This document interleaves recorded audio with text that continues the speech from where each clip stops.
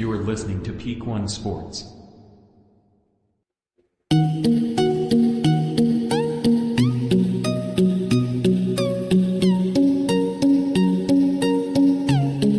Thank you for listening to this episode of the Sports Page on the Peak One Sports Network. I'm Ashton, and joining me today, you may not recognize him, but if you listen to any of our last two episodes of the leadoff, this is Landen, our producer.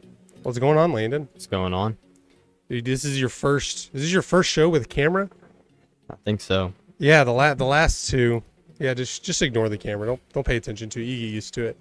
The last two episodes of the leadoff, you're our producer, and you were just kind of off to the side. It sounded you didn't sound awkward, but it might have been awkward for our listeners because you were talking. You're just out of nowhere. You were coming, so I felt like I had to preface it and say, hey, Landon's over there, so you're going to hear this random voice.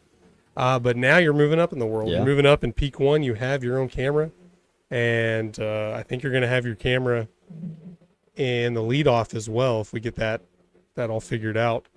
But Chris Robb is not joining us today. We had some scheduling conflicts, but don't worry, he's still on the show.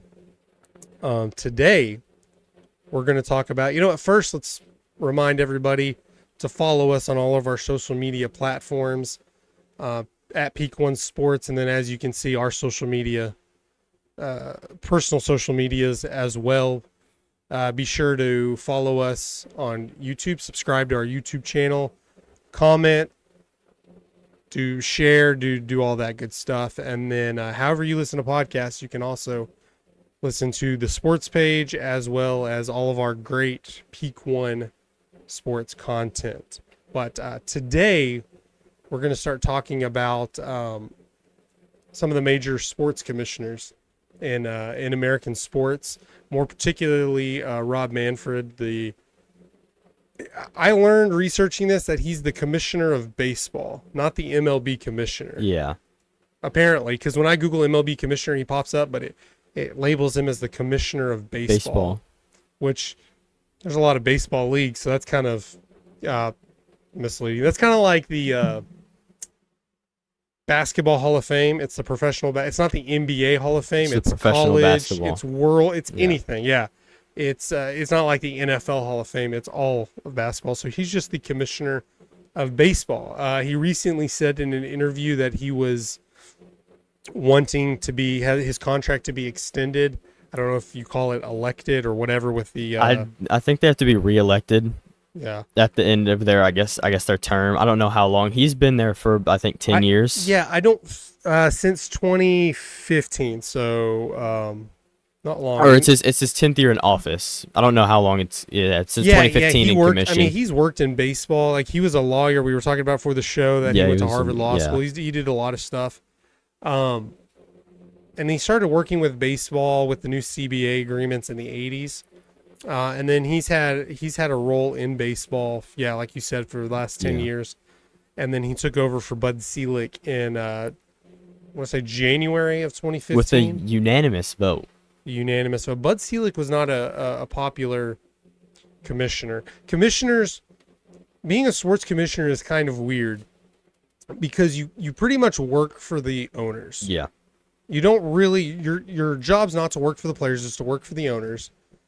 But a lot of times it seems like they're bossing the owners around, which they can't. That's why Roger Goodell gets a lot of hate. He technically can't tell the owners what to do. That's why it's such a big lawsuits and rules, rule issues when he has to tell somebody what to do. With most recently the Commanders, Washington football team, Washington Redskins, whatever you're comfortable with calling them. They're the Washington Commanders. But forcing that team to sell, that's really a controversial thing because Roger Goodell. Yeah, I know a lot of people didn't like that one, making him making them do that. But yeah, the main, a few years back when the Raiders, at the time, the head coach John Gruden, there were all the email scandals coming out, and the owner of the Raiders didn't want to fire him. He's like, I've known him for 20 years. This isn't him. He sent some bad emails. It's, out of context or whatever he said.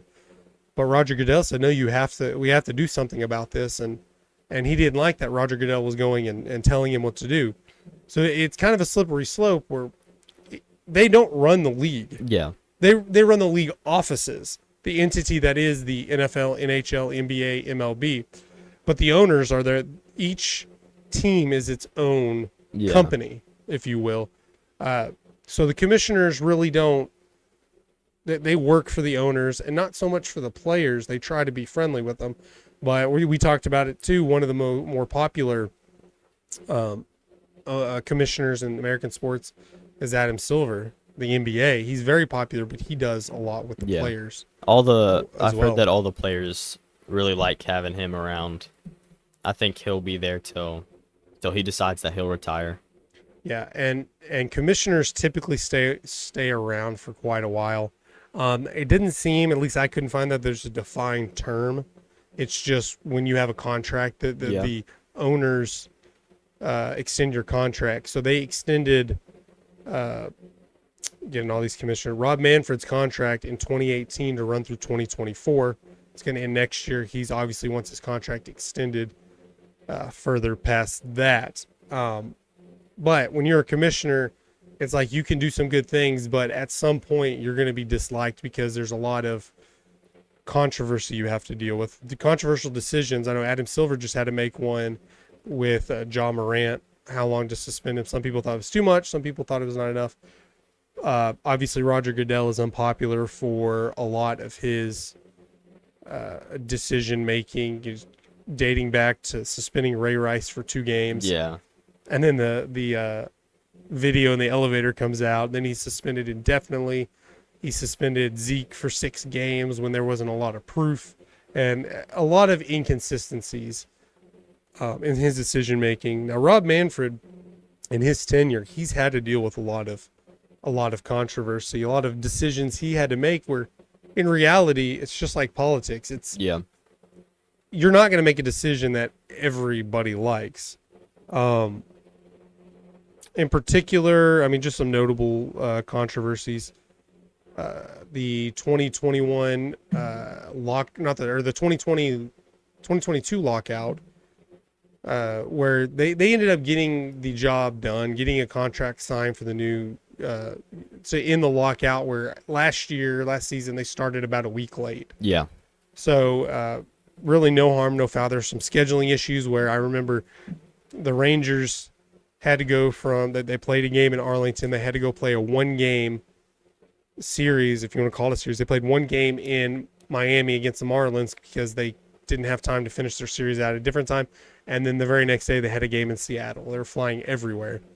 But unfortunately for Rob Manfred, he looked really weak in those negotiations. He tried to basically say, hey, here's the deadline. If you don't meet this deadline, we're not having a season. Or we can't have a 162-game season. Yeah. And the deadlines would pass, and then he kind of relicked on those threats. He ultimately came out, like I said, that instance looking weak. I believe it's 2021, the COVID season. It wasn't 2020, was it? I think it was 2021. Maybe it was 2020. I think it was 2020. 2020, yeah, because baseball didn't start till April. So, yeah, COVID was still going on right there. NFL, they didn't really have to deal with it because their season was over. So, yeah, 2020 when COVID was big, obviously they went to spring training, and they were in the middle of spring training when all the sports were getting shut down. And it was an unpopular decision at the time to switch to I guess at the time they said, we're just going to shut it down and we're going to come up with something. And they came up with the 60-game season. Yeah. I'm sure there was some sort of bubble there. I don't remember how that season worked. I know the playoffs, the playoffs was in Arlington because they had just built the World new Series. stadium. I think they had the AL playoffs maybe in Los Angeles or the NL playoffs in Los Angeles, and the AL playoffs in Arlington. Yeah, they did. And then the World Series in Arlington. Messing around with it.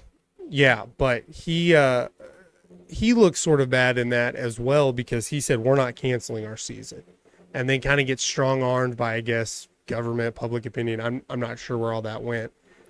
And then they had to say, okay, we're shutting things down for now. and then was able to get a 60-game season in. So a lot of issues Rob Manfred's had to deal with in his, I guess you would call it his short tenure. Yeah. Roger Goodell's been around for 20, so I think 99, 98, something like that. And commissioners generally, as a league, a healthy structure of a league, you want them to be long tenured. You don't be switching commissioners around. I know with Rob Manfred, a lot of problems are he's either overhated or people like put him on the highest pedestal possible. Yeah. I've heard everything from he's trying to better baseball in a way that advances baseball, doesn't keep it old school, but there's also the side of it like, does he really like baseball? Yeah. Is he really a baseball fan? To be a devil's advocate, I mean, not that I'm a Rod Manfred fan in general. I don't think anyone should really be fans of commissioners unless they're just doing a really good job. In his mind, he probably thinks he's bettering the game of baseball. I don't know if it's hard to tell. Is he bettering the game of baseball, or is he bettering it for business partners? Yeah. Is he bettering it? The shortening games to try to get more The younger viewers. Yeah. No, I heard a statistic this year. It was this year because games have been, like 15 to 30 minutes shorter, that the average age of the viewer has lessened, and it's now at like 45 years old, which is that's really old to think of as a viewer. So my thinking obviously is like they can't poll everybody. Yeah. They just take a sample size. But what was their sample size of older viewers? Because when you think of older people, how accessible was that poll to them? Like, what do you do? I don't remember what the poll was on. So if you have less of an older generation voting on that, I guess that would make the average age even less. So that wouldn't even work in that favor. I just think that's an old average age. I wouldn't guess that because, I mean, when I was a kid, I watched baseball. You watched baseball. I watched, You just think, I mean, I guess baseball is one of those ones as you get older. It's one of the ones everyone they watch. They don't want it to change too much. I get the deal with the pitch clock and, whether you like it or not. I was a fan of it yesterday when we were about to leave, and I said, hold on, the Rangers game's on a channel I can watch. I don't have DirecTV. I don't have Bally, so I can't watch many games. And it was on FS1, so I'm like, chill out. There's an inning and a half to go. And it went pretty quickly. It goes fairly quickly now, which is when you're watching it on TV, like sitting it's in here better. watching a game or something, it is way better. It's way better for the viewer, but going to a game, it's not. I feel like when I'm at the ballpark, I want to be able to enjoy the time there. Exactly. And get like, you're paying $400 or $500. Yeah, I want to spend three hours there. Yeah, and I know it's different when you take kids, depending, especially if you're like on the East Coast or something, and your team's playing. I mean, and you're playing a nationally televised game. I know they might knock it back a little bit earlier, but most of the time games start at 7, and if it's like a school night, they'll be over 9:30 to 10, maybe even later. In some cases, I get that aspect, but at the same time, you're going to an event, you're having fun. That's why I didn't care about 3.5-hour games, because it's entertainment. Now, when you're in a hurry and there's a lot of games and you can't watch every game, because if you have a busy schedule, I get that. I get that sometime. But I mean, Rob Manfred has been making little changes like this since he started. Like I said, he started in January 2015. By that spring, when the 2015 season started, he'd already made a deal to shorten the length of the commercial break, which I think everyone can agree with. That's better. I mean, I think that's better for TV, but also at the same time for a game, you might appreciate that break a little more in between innings, because you can't get a concession stand visit or a bathroom break in that little time. So you're wanting to miss as little baseball as possible. But who's going to say, yeah, we want more commercials. We want that's those are decisions like you don't realize are being made until it's a big decision, like adding the pitch clock and then shortening the commercials as well, just to let's be honest, cave not to a younger generation of, I want to say, loyal followers, because like I said, you're the younger generation. You're going to watch baseball because you follow baseball really well. You're trying to get the MLB's trying to get the casual fans involved, and I'm good with that. Call them casual fans, bandwagon fans. That's what most of your fans are. That's why when your team's winning, you have so much. It's so much more excitement because so many more people are going. But that's where the bandwagon fans come in. Well, when you think of the Yankees, let's look at the Yankees Instagram following real quick and see how many people that are following the Yankees. And I'm sure it's a ton. I could let me try to guess. Let me try to guess how much the Yankees. All so right. I remember looking at Facebook, and Instagram's going to be different than Facebook because I assume Instagram followers are younger than Facebook. So for the Yankees, and I remember following NFL teams. Let me think. 8 million followers. 3.3 million. That's it. Yeah. Really.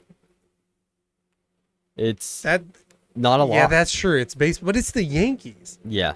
Even I mean, the Yankees aren't popular for baseball. They are popular across. It's like Lakers, Cowboys, Yankees. Oh, yeah. The most popular teams. 3 million followers. That's not a lot. How many does LeBron James have? Or no. Let's keep it apples to apples. How many followers do the Lakers have on Instagram? 22.9. 22.9 million.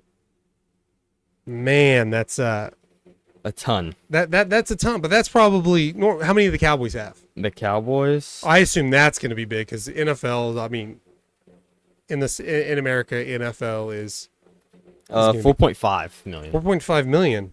Yeah. Instagram.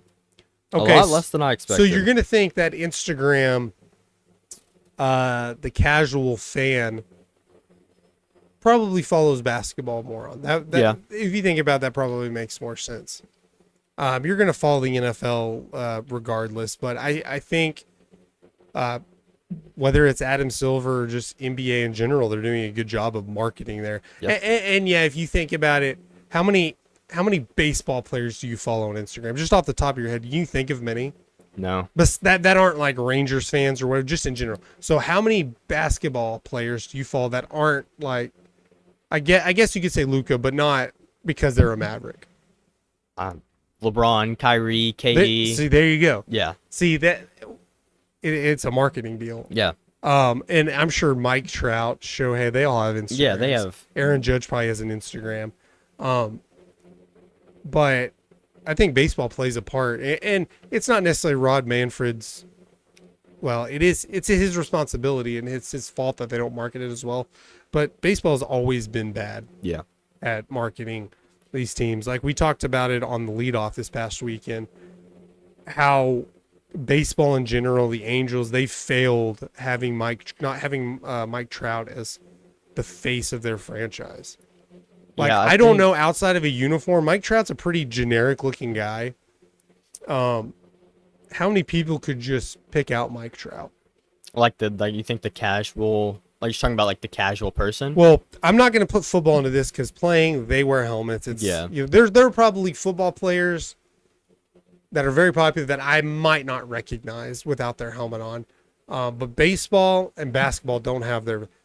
Do you think if LeBron James walked up in the street and you asked 10 random people, how many of them would say that's LeBron James? Except for the fact that he's 6'8" or whatever. Yeah. If you show them a picture, you think probably 9 or 10 of them would say that's LeBron James. I could show, again, this is how I kind of judge it by my wife, who is just below a casual fan. She'll watch Mavericks, Rangers, Cowboys because that's our home team. And if I'm watching it, she can sit there and watch it. She would have no clue who Mike Trout is. I could show her pictures. She'd say no. I give her 10 pictures, say, who's Mike Trout? Which one? And she'd probably say, I don't even know who Mike Trout is. LeBron, she could be able to pick out LeBron. Of course, he's been in movies, but that's what we're talking about. Why is it Mike Trout in movies? He's in Los Angeles. Yeah. It just dawned on me. He's in Los Angeles. How come Mike Trout is not in movies. You were doing a terrible It's- job, MLB, of marketing him. It's the marketing skills of the MLB. It makes it hard for the actual players to market themselves. When you think of someone like LeBron, the NBA was marketing LeBron before he was even out of high school. Exactly, they do that support, and I'm sure whoever the most followed Major League Baseball player on Instagram, whoever he is, that he does a good job. He pays a marketing team because they're marketing their brand, but it's like you said, the NBA gives them so much. Yeah. If MLB would do that, ESPN jumps on it. We start sharing more things, but baseball's one where baseball's all over Instagram. Baseball's all over YouTube. There's tons of content on there, probably more on the training side of showing you how to do certain things, and I guess it's easier to put basketball content on TikTok and Instagram. Yeah. Because It definitely is, and it's definitely easy to get more clicks because if you put up a what's clip an of, exciting play? LeBron James doing a windmill dunk. yeah, you What's put the a, alternative? A home run? Jack a home run, but hit a really long home run in baseball, but the video doesn't capture that necessarily. Unless you know what you're watching. Yeah. You would know. You're like, damn. I think for us, we see a video of a guy and it shows all 27 outs of his perfect game. Well, to a casual fan, That Oh, last yeah. out is the exact same Yeah. as the first out. yeah, Except everybody cheers. Yeah. Exactly. Outside, you don't see the same in basketball unless it's like the clinching game of a series. yeah. I mean, if someone hits a buzzer beater, it gets more likes than a recap of a perfect game. Yeah. A walk-off hit, I guess you could say, but that's still to the casual fan unless everybody's cheering or whatever. But casual fan, you know what a buzzer beat. He shoots the ball, buzzer goes off, it goes in. You know what that is. A walk-off hit, you see it happen unless, I guess if you have the, Joe Buck or whoever said announcer would be telling you what's happening, you may not know. You probably guess. I watch a video and then everybody crowds him at home plate. Oh, he just won the game. Yeah. I don't need any other content. And a lot of these TikTok and Instagram, whatever video, the reels, they're not going to have the announcer's commentary in there. You just want the music. You want the dramatic music. Same with the buzzer beater, but the buzzer beater. So I'll give you that. MLB has a harder time doing it because of the sport itself. But I mean, when you're telling me the Lakers are 22 million and the Yankees are 3 million, Well, I think that 22 million has a lot to do with LeBron James being on the team. Kobe being Shaq. on the team, yeah. I mean, I think when I think I don't Lakers, know, Yankees, Aaron Judge, Jeter, Babe Ruth. Alex Rodriguez. You think they have the same? They have the same issue. Unfortunately, in the past years, baseball has been kind of that's the slow and boring sport. So there you go. So we're sitting here, touche. We're sitting here telling him, hey, he's making these bad decisions. I said it. I didn't care one way or the other with the pitch clock. I think in 10 years, no one's going to ever even talk about it. I'm sure you had the same issues when they added the three-point shot in NBA. The purists hate it. You're going to have the people talk about controversy. The only difference is I couldn't even tell you when they had the three-point shot. Probably in the 70s. But they didn't have Instagram and Facebook, and they probably didn't even have ESPN. Wasn't even a thing then. So no, I doubt it was. When ESPN started in 1978, I assume the three-point shot was before that.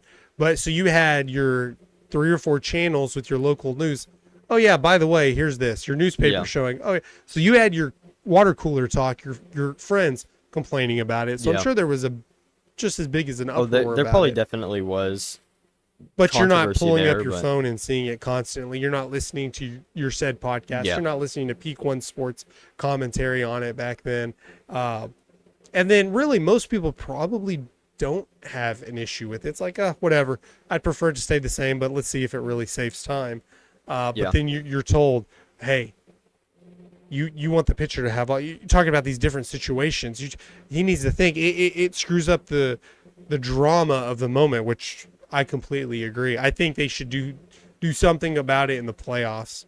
When you're talking about big, exciting moments, you need that pause to really absorb the moment. Not, okay, 15 seconds, we're about to throw another ball, or Yeah. usually even less than that. I forgot who I was listening to. I think it might have been 105 through the fan.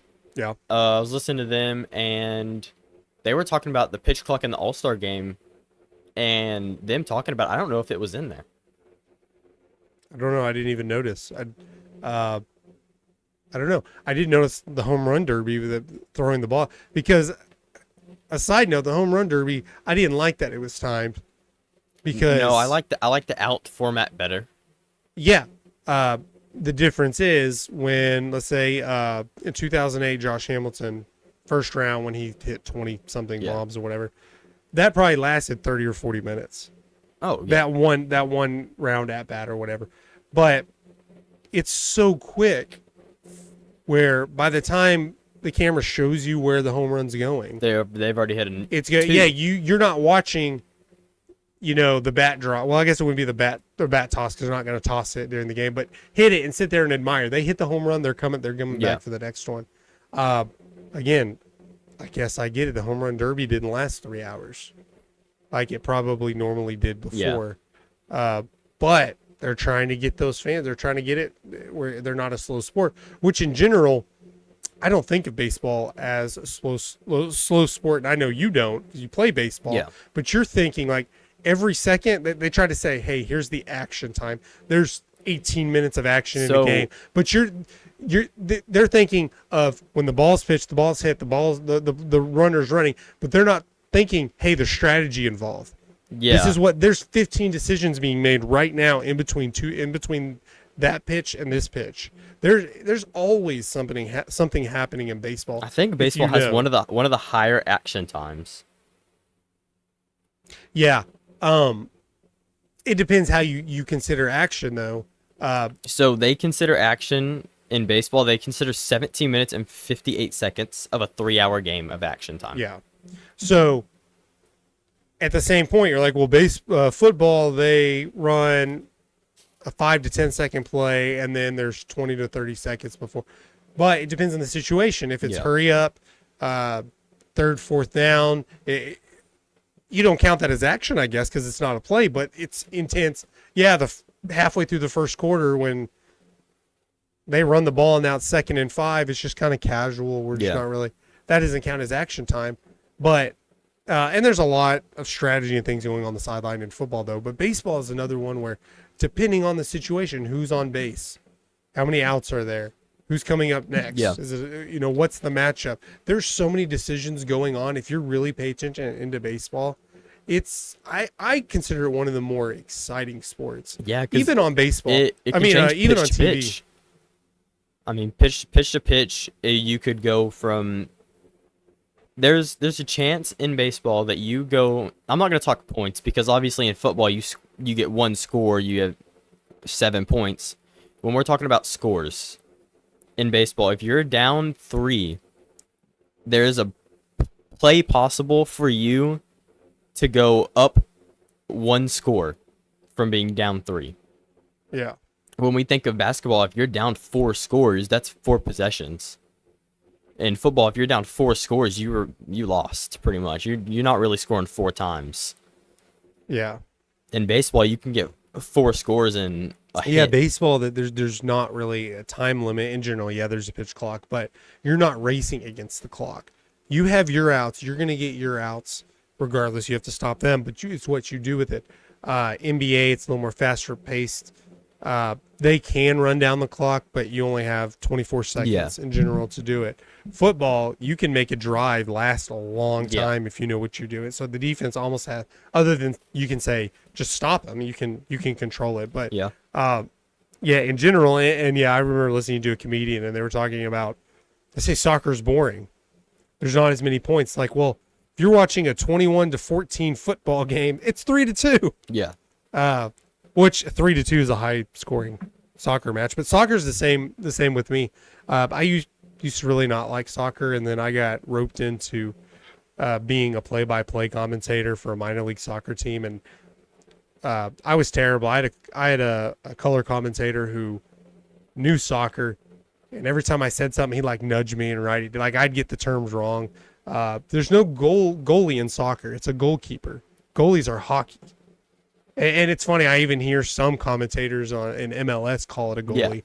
But like, no, it's a goalkeeper. Goalies are for hockey. So I learned a lot of knowledge, and soccer's the same way. If you watch it and learn the different plays, it's a lot less boring than you think. But it's the same as baseball. Baseball is a really good relaxed sport where you can put it on in the background. There are a lot of games too, so one football game is a lot more than one baseball game because there's a lot more to lose or win. So when I have a Cowboys game on, it's not really in the background. I'm paying a lot of attention to it. Depending on the situation for a baseball game, I can just have it on in the background, sit there. I can get caught up right away. I can look, okay, what's the situation? What's going on? I may have missed some plays, but I like that because it's a big deal. But sometimes I'll get on there and be like, hey, wait, whoa, what happened? Why is this guy in? Martin Perez goes 2/3 of an inning. Like, that doesn't happen. And it's definitely one where casual fans, like, I agree with MLB and Rob Manfred. I think what they're doing is going to help bring a lot of casual fans in, but it's like, I don't think you're going to lose fans when you go back to the national anthem stuff with players kneeling. A lot of people too. They said the pitch clock's like, I'm just not watching baseball anymore.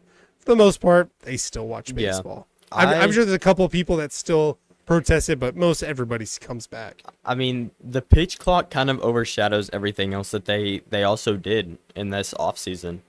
Rob Manfred, they worked with the Players Association and got bigger bags to make it safer on running the bases. To have less collisions. And this was the first year that the shift. And they banned the shift, so I can see where so much goes in at once. Where they banned the shift has been coming for a few years, but they banned the shift. It's slightly, I would say, is it even that much easier? Has stolen base percentage gone up? I'm not sure about league. Ronald Acuna is one of the best base stealers in baseball now because he's able to get back, so he uses those two pickoff moves. Because ideally you would think, well, the base is bigger, marginally bigger, and you say, but how many stolen bases were really that close where it's going to add a few? There definitely should be more, but in general, most of the time when you steal a base, a lot of the time it's even uncontested. In certain situations, there's a lot of stolen bases regardless. They're still in the base because the catcher's not going to throw it. But most of the time, you're talking about very few where they barely get in, and that might make a difference. I think it was overblown there.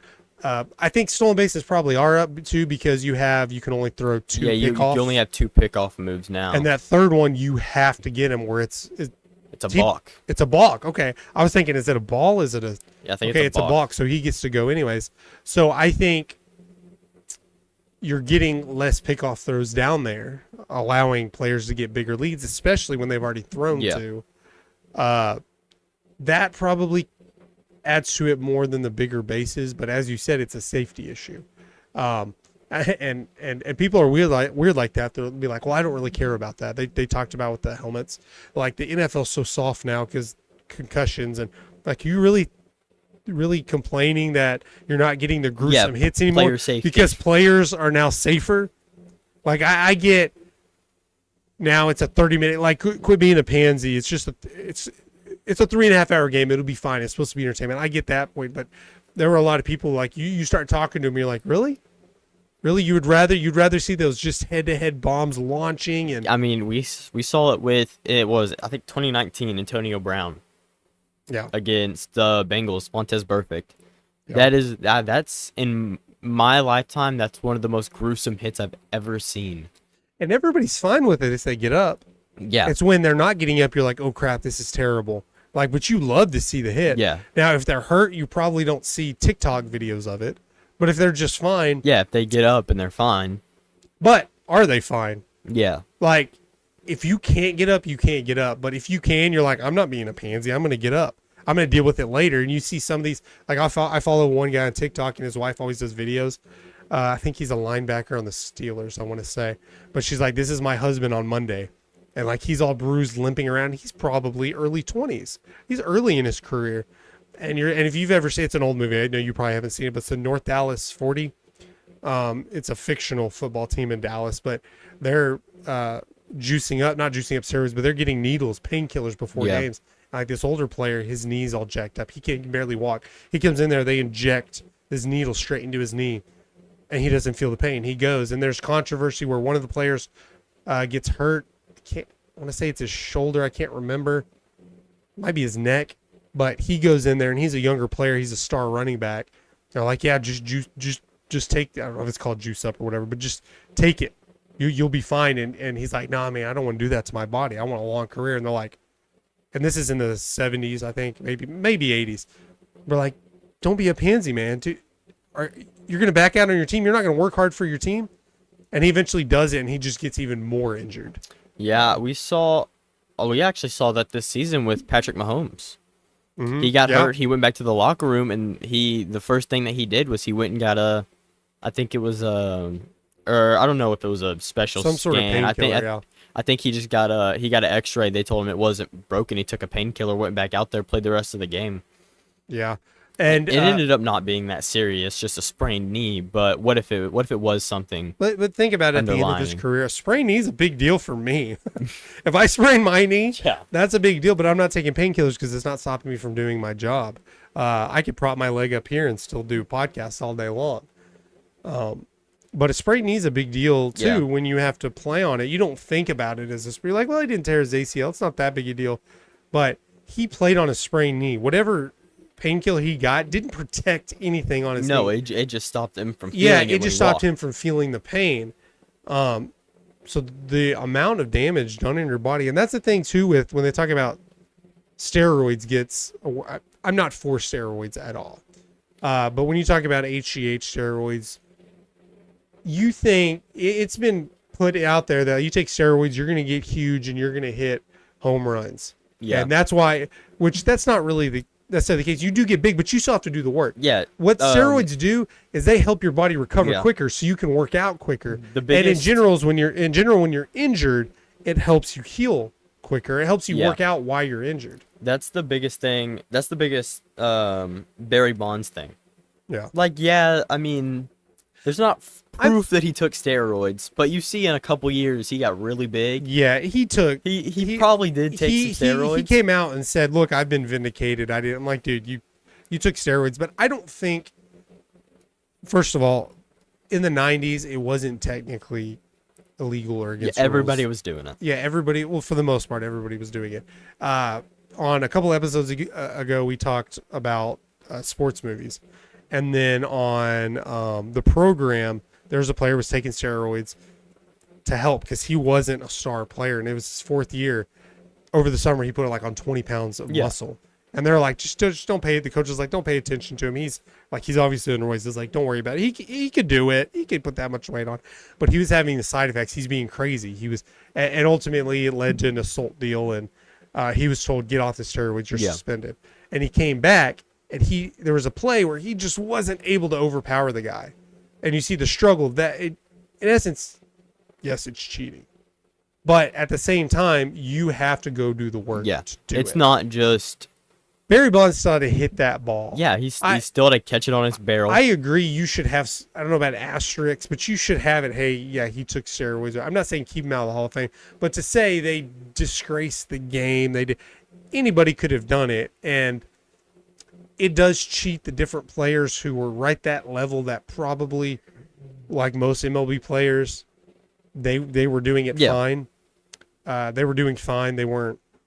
And then maybe guys, pitchers have a worse career or don't get to, they go up against Mark McGwire, Sammy Sosa, give up home runs, and they're like, let's move you back down to the minors, situations like that. But in general, if Mark McGwire, Sammy Sosa, and Barry Bonds didn't take steroids, look at early Barry Bonds' career. Look at their early careers. Yeah, they were all great They were players. still dominant. Yes, they looked at some of the best players in history because of the steroids, but it's not like they were on the border of being able to make an MLB career and then they got steroids. Barry Bonds had was great early on in his career, especially when he played for the Pirates. Yeah. Without, I don't know when he would start taking steroids, but he was on track to the Hall of Fame.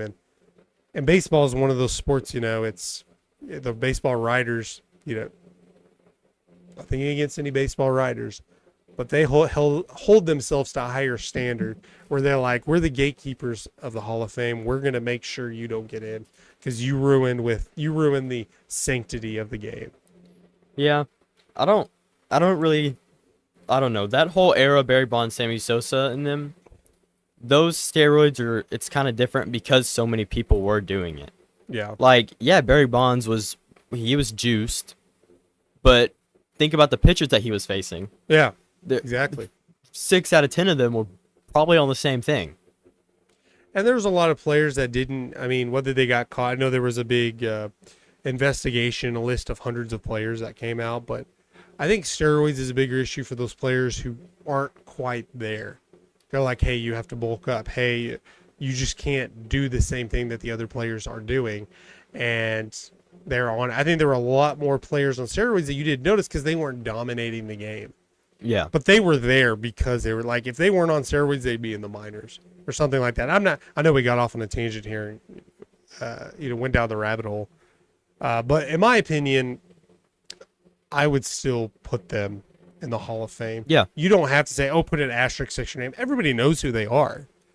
I don't need an asterisk next to Mark McGwire, Barry Bonds, or Rafael Palmeiro to know, they did that. Maybe future fans, you can say that too. But it was part of baseball. Nobody cared. People knew they were on steroids. Nobody cared when they were that summer that Barry Bonds and Sammy Sosa were going back and forth in the home run league. Nobody said anything then. And then all of a sudden steroids is a big deal, and then everybody cares. But let's get back on topic with Rob Manfred. How much time I got, or what time are we at? 42. 42, we're good.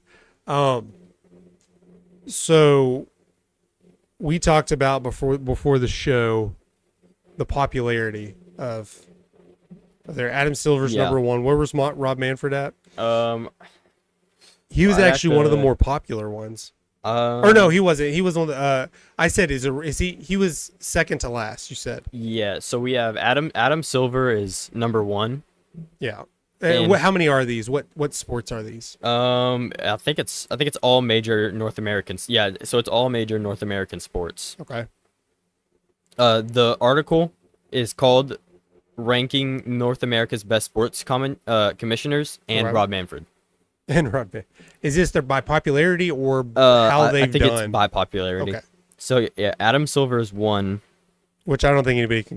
With the NBA. I don't remember in the NBA draft. I think they probably did boo him because that's like a traditional thing you do. When the commissioner comes up, you boo them.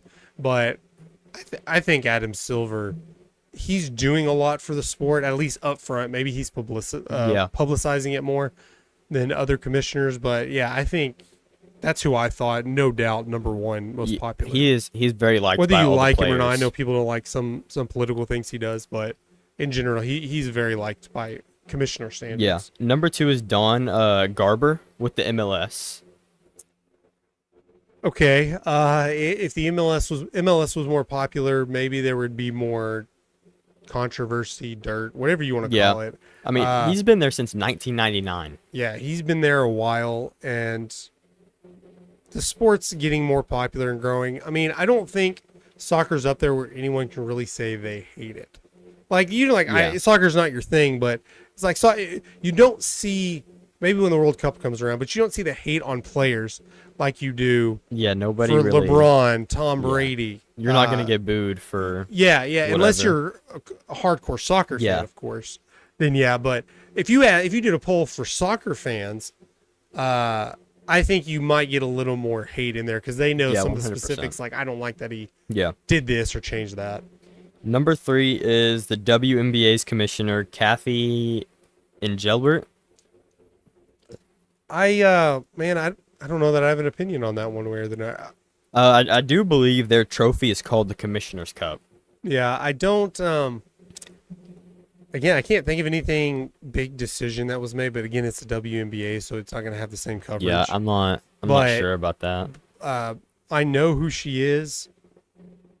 But it may be the same thing with soccer is there's not a lot of light on you. Not that commissioners make bad decisions, but when you make important decisions, like I said, not everybody's going to be on board. Someone's going to dislike Somebody's it as much not as gonna somebody. like it. Yeah. Number 4, Roger Goodell. Yeah. I would guess Roger Goodell would be the most hated. Maybe Rod Manfred more recently, but yeah, that surprises me that Roger Goodell's higher up on that list. Yeah. 5 is Gary Bedham, NHL. NHL, yeah.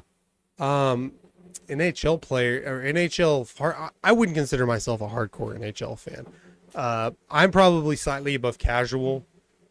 I'll watch other games that aren't the Dallas Stars. I'll watch every Dallas Stars playoff game, and then the Stanley Cup final. I'll watch. Definitely not a hardcore fan, but I know hockey fans to be some of the. I don't know, I don't say uppity, but they feel like their status is higher. Yeah. Like they get pissed about a lot more things than your average hardcore fan of other sports. I know this firsthand too on the Bungalow Sports Show with Cole and Joey. They're big hockey fans out there. They're in California, and they complain about a lot of stuff and talk about it. And I think it's funny. I'm like, that's not a big deal. But if you're a hardcore hockey fan, that is a big deal. Yeah. So I could see them not liking things a lot more. Number 6 is Rob Manfred.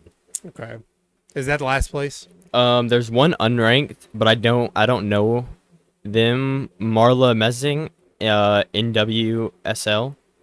NWSL National. I don't know what the NWSL is. I Okay. don't know what it You look that up is. real quick. I'll take this. Yeah, Rob Manfred I'm really interested in what that is, given that he's last place. Just Google- National Women's Soccer League. Really? Yeah. Well, women's soccer is more popular in America than men's soccer. Well, I wouldn't say that. I don't know that it's more popular.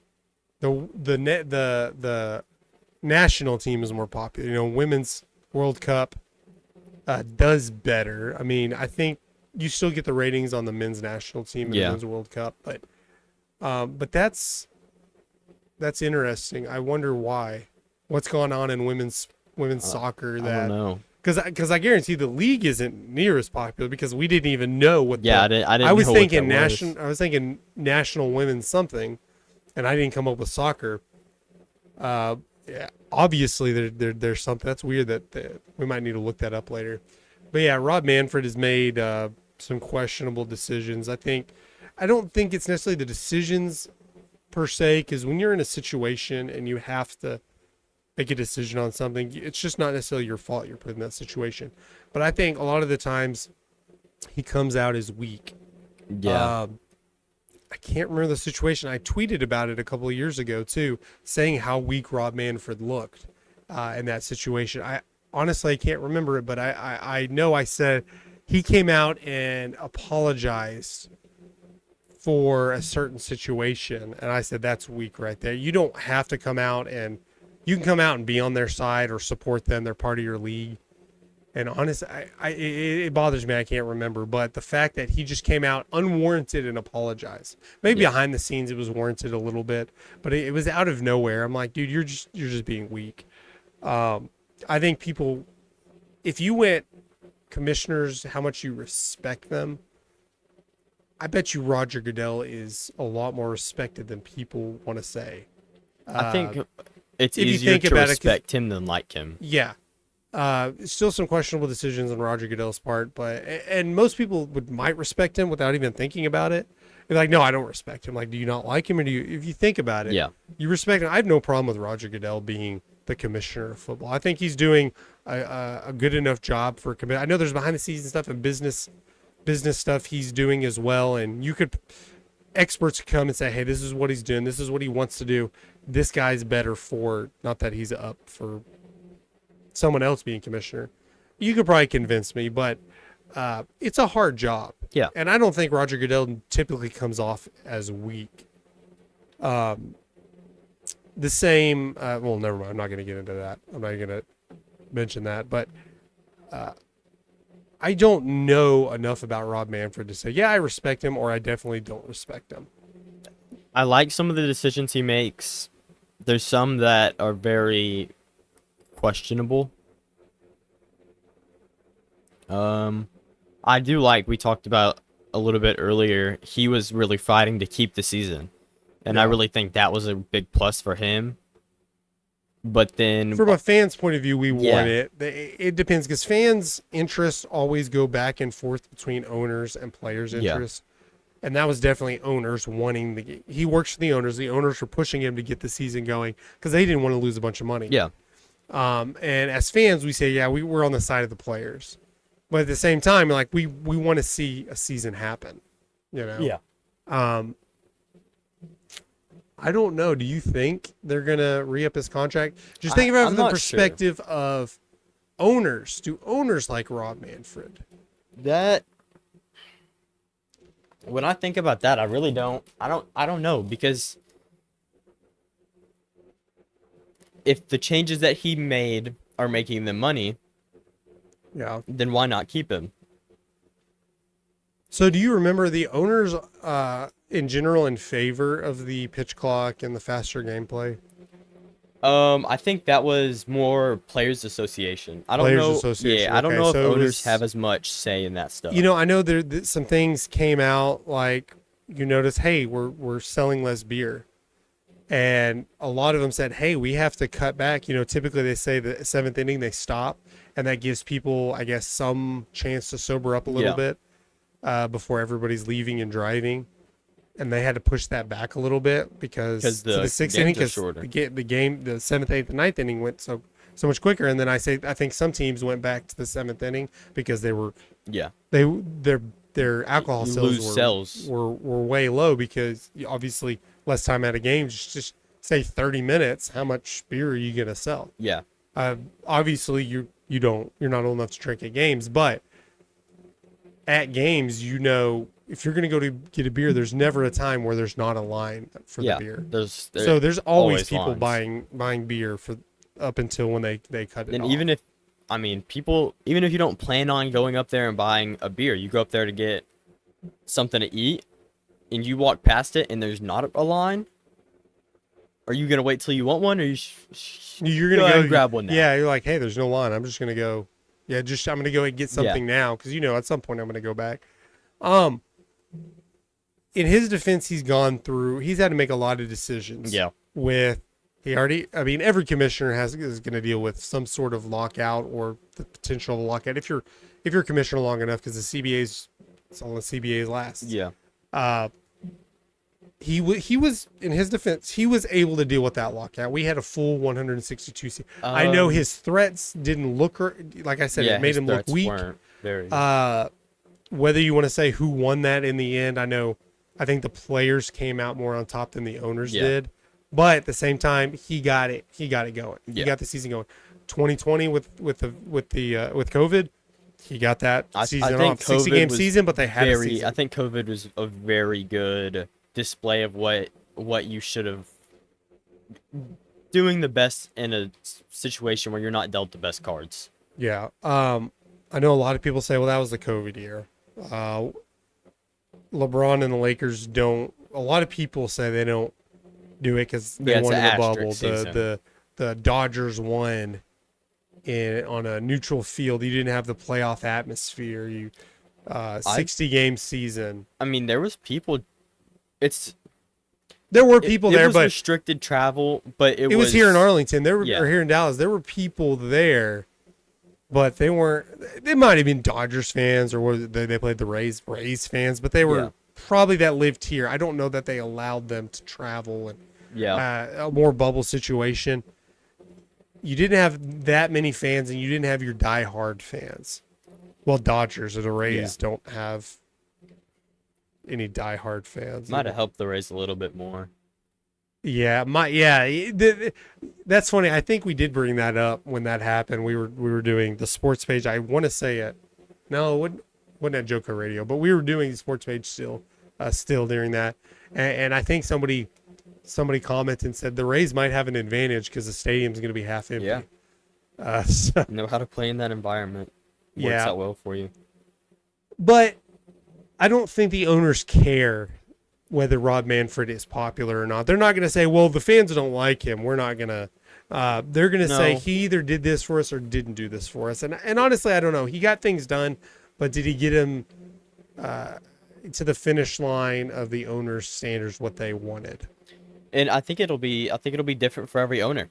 When you think of like the A's owner, why would he want Rob Manfred? Rob Manfred hasn't done anything to help him. He might if he helps him push in getting to Vegas. If they can help get pushed to well, Vegas. And here's the deal too. The reason this is coming out now, it's not up till 2024. In general, when they vote on a commissioner to extend his contract or pick a commissioner, you need 3/4 of the vote, I believe. There's, for whatever reason, I don't know. I didn't get deep into the CBA or the research or the contracts. That Tony's going to do that for the sports. One of the episodes of the sports biz. That's his job. We're not going to bore you here. He can bore you with his show. There's a 9-month period now where if they decide to bring it up and vote, all he needs is a majority vote. He just needs, how many owners are there? 30. There's 30 teams. 32, I guess it's just 30 owners. I guess nobody else votes. So if he gets 16 votes, 16 owners to vote him in, he gets it in that 9-month period. Yeah. If you get past that and you actually go to the thing, he needs whatever 3/4 of that is. What's 3/4? You know, half, 15. So 15, 25, not 25. Roughly 23. Yeah. Somewhere around there would be 3/4. Around there. Comment down below and let me know if I'm wrong. I don't think it'd be hard to convince. Yeah, and they're always working deals under the table. I know Jerry Jones, as much as he fights with Roger Goodell, I think he really likes Roger Goodell as the commissioner because they help out the Cowboys a lot in business situations. Yeah. And Roger Goodell's a very good business commissioner.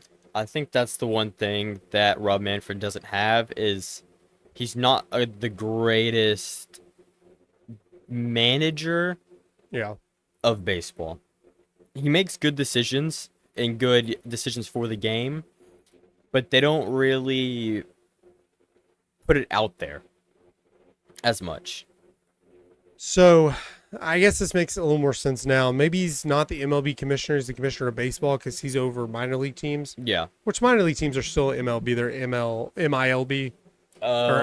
Major league. There's so many forms of baseball. Well, I bring that up to affiliated minor league teams. Yeah, affiliated teams. I bring that up because they do a good job of which not the other leagues don't really have the opportunity with having so many minor league teams.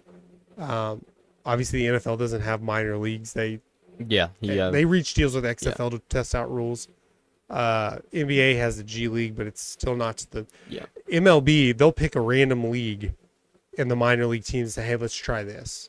They tried the robotic pitch clock. They tried the pitch clock, the calling balls and strikes. They tried the pitch clock the last couple of years. They tried lots of different things, which I think is very good to do. I don't know that that's Rob Manfred saying, let's do this.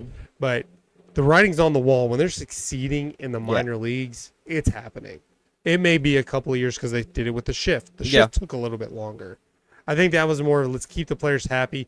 Let's keep the managers understanding and say, hey, it's coming. Y'all can make adjustments. I think ABS, the automated ball strike system, will be in the MLB in the near future. Yeah. I think it might take a couple years, maybe. I think it'll be like pitch clock, where it could take a year or two to get used to. And that's a rule change that's going to be sort of like player safety. Yeah. When somebody doesn't like it, it's outside umpires. Like when we're talking about fans. Yeah. When somebody doesn't like it and you ask why, it comes down to you just don't want change. Yeah. Because honestly, why would you not want the right call? Yeah. I know. I bet you catchers won't like it because they frame that, they paint that, they catch it. And I saw one the other day. It was the Rangers. I think it was the Rangers Indians. It might have been the Mets game because I watched them back to back. but he caught it way down here and brought it Yeah. up. And the camera caught it perfectly, and then the umpire called the strike. I'm like, that's not a strike. Yeah, I think the catcher did a really good job of framing that. so. I think, in my understanding of ABS, the automated ball strike system, is that they're keeping umpires, and you're gonna get a challenge per at bat, and then you'll get to challenge your one. I think they pitch. should keep, because you need obviously umpires are there to call you Yeah. safe. Stealing base, keep the same umpire team. The umpire's still going to call a ball or strike. It's just not going to be his decision. And I know they have to come up with some things because taller players and shorter players. Yeah. It's the same issue with umpires having a strike zone. But you should never, if an umpire has a different strike zone than another umpire, even so little, you should not have the game be different based on the crew that's calling the game. Yeah. I know it's going to be weird, but for the in-game, outside of the challenge, nothing's really going to change. They're going to throw the ball. It's either going to be a ball or strike, and I don't know if they're going to have an earpiece or whatever, but the umpire is going to relay the call. Yeah. It was a ball. It was a strike. Or I guess ball, And it doesn't say take. anything, but It takes half the time it does for a replay. yeah. And you saw it with replay, like sending stuff to New York. You had to get used to it. Because, you see a really bad call before replay, you can't, that was a bad call. You can't really do anything about that. And this is going to be one, when you do the replay, it should happen pretty quickly. Yeah, It's not like, okay, his stealing a base, his hand touched the base as soon as, like, which one? We have to get the right camera angle because the guys were in the way. It's right there. They pitched the ball. They're going to say if the ball was how much ever, if it, I don't know if it touches the strike zone, if it's 50%. Touches the strike zone at all, it's a strike. Whatever, but they're going to have cameras and sensors and all kinds of stuff. It's going to be obvious. Actually, it's 50% of the ball. 50% of the ball. So you almost may not even need a review. The batter may be like, hold on, was that really? And then you go look, confirm the computer got it right or whatever. But it's working well in minors. Correct? Yeah, I've seen a lot of people have the umpire call it a ball, and then he'll go and check, and it takes 5 seconds for them to be like, yeah, no, that was a strike. On field play or the fans you're still gonna have the umpires there. You're still gonna have them calling the balls and strikes. You're still, all that's gonna stay the same, unless you just don't trust the robot. Like I don't know how you trust this guy standing behind the catcher, standing back here, to call the exact right pitch. Yeah. Or make the right call on that pitch, when this robot says it was in the strike zone, and you can review it if you think they got the call wrong. I think it's the same in football. They're like, why don't you have they're always the issue when the quarterback or anybody tries to reach the ball over the goal line, and they're like, well, it looks like it's over, but the camera's at an angle behind them. Like, why do you not have a camera right above the goal line, right on the line? The sensors in the ball. Yeah. And people were like, people complain about the sensors. The sensors, it depends on the sensors, because when it works great in tennis, but let's say they're running to get to the goal line. Yeah. The whistle blows, whatever. He's still trying to get the ball over. So what if he gets the ball over after his knee touched the ground? The player, it's just like when there's a fumble and there's a crowd. That ball's probably going to change a couple of hands down there. The player's not going to go, yeah, I have the ball now, but I didn't have it down there. They're trying to get it. And the same with a running back getting tackled. If he gets tackled short of the goal and they don't know, he's still trying to reach it. He knows he's down, but he's still trying to reach the ball over. So the sensor will tell him, yeah, he made the ball went over the goal line, but did it go over the goal line before his knee touched? That's when the cameras come into play. Yeah. It's the same. Some instances, it'd be like, yeah, it happened. I don't know if there's something when his knee goes down or the whistle blows that, hey, the sensor's turned off. Did it go over the goal line or something like that? I don't know. Did you watch the World Cup? The Women's World Cup? Both. I think it was the in Women's both. World Cup going on right now? I don't know, but when the Men's World Cup was going on, they had... Oh, this last one, yeah. The last one. They had a thing that they could tell if you were offsides or not. Yeah. Yeah, they're doing that. I think MLS is talking about bringing it on too. I think that's a good one too. It's not really hard to tell I mean, it's in the moment it's hard. Yeah. When you review it, it's not hard. But I'm not sure you can review offsides calls, can you? I don't. And even I if don't you think could, so. what difference does it make? The play was over. Yeah. If you said, "Oh yeah, you're right, you weren't offsides, but the play's over," and you're the only difference is the other team takes the ball Yeah. out. I think that would be a good one. Then you just take it out of the ref's hands because he makes a bad call. You know it's a bad call. The camera shows it's a bad call. There's nothing you can do. You can't go back and play it I think and recreate the in situation. I think in soccer, if it is an offsides call, you finish the play out. I don't think it's like basketball where it's like a false travel call would kill the whole play. Yeah. I think they let it play out a little bit more before. I've seen, watching Premier League soccer, I've seen them blow it dead and call offsides. It may just be the situation if they recognize nothing's happening, I'm going to call it. Yeah. But if it's something, if he's nearly a breakaway, he might score. I've seen it plenty of time where they score the goal and then they go back and review it to see. But at the same time too, it's that's a slippery slope because you say just on a fumble. You should just let them play it out. We'll go back and check. But you already made the call that it wasn't a fumble. Yeah. So you need irrevertible. Not irrevertible. I just completely blanked on the word. But you need to 100% make sure that indistinguishable. You need 100% indistinguishable evidence to overturn it. Yeah, I think if that's it's why if they it's let it iffy play and you out. don't know, but it's the same thing. What if he really did fumble the ball, but it was 50-50? Like if they'd have called that a fumble, that's a fumble. But if we called it his knee hit the ground, it's that close. Yeah. I think in general, I'm a fan of letting it play out too, because if you don't, he gets it and takes it for a touchdown. You can review it, but you can't let it continue because you're taking away a touchdown. Worst case, you're making a call. You're overturning a call, but it's still not 100%.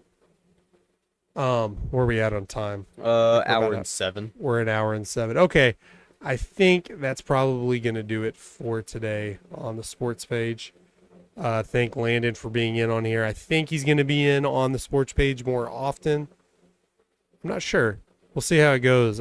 We should have Chris back pretty soon. I want to say next week, but we do have an interview coming up with a baseball player probably next week. So we'll see how all of that plays out.